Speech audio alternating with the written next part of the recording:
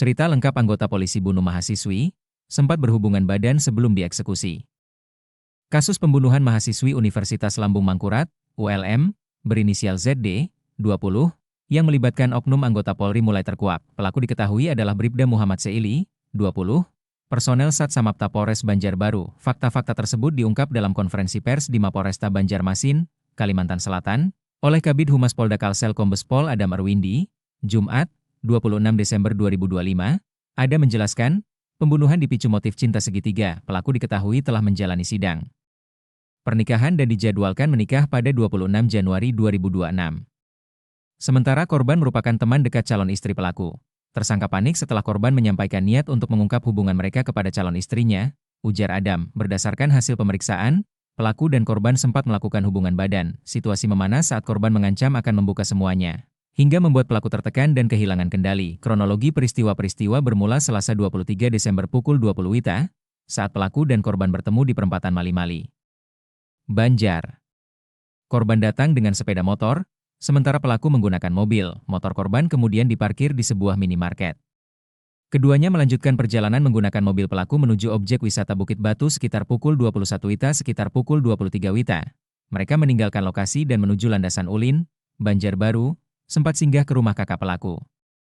Singgah tersebut digunakan pelaku sebagai alibi, karena calon istrinya terus menelepon. Rabu, 24/12, dini hari, keduanya kembali melanjutkan perjalanan ke Banjarmasin dan berhenti di Jalan Ayanika M15, Gambut. Di lokasi inilah cekcok kembali terjadi.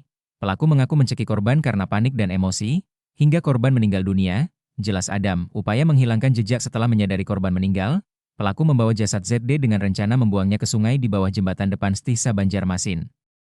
Namun niat itu diurungkan setelah melihat gorong-gorong terbuka, tempat jasad korban akhirnya dibuang. Korban ditemukan keesokan paginya. Selain membunuh korban, pelaku juga mengambil sejumlah barang milik korban, termasuk handphone yang kemudian dibuang ke rawa. Pasal berlapis dan pemecatan atas perbuatannya. Bribda Seili dijerat pasal 338 KUHP tentang pembunuhan dengan ancaman maksimal 20 tahun penjara, serta pasal 364 KUHP tentang pencurian dengan kekerasan dengan ancaman 9 tahun penjara. Selain sanksi pidana, pelaku juga direkomendasikan menerima pemberhentian tidak dengan hormat, PTDH, dari institusi Polri. Kabid Propam Polda Kalsel Kombes Pol Heri Purnomo memastikan pelanggaran yang dilakukan tergolong berat. Sidang kode etik akan digelar secara terbuka, ujarnya. Dalam penyidikan, pelaku juga sempat menyebut 2 nama lain untuk mengaburkan kasus.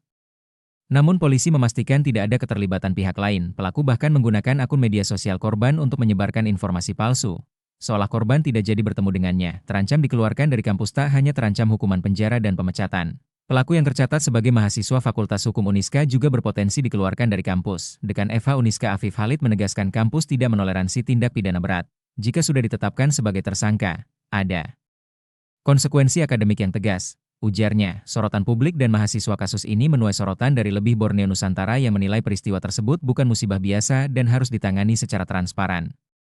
Lebih juga menegaskan pentingnya autopsi demi mengungkap kebenaran secara ilmiah. Sementara itu, BEM ULM menyatakan akan terus mengawal proses hukum hingga tuntas. Mereka menuntut keadilan bagi korban dan hukuman setimpal bagi pelaku. Kasus ini harus dikawal sampai selesai, tegas Ketua BEM ULM Adi Jayadi.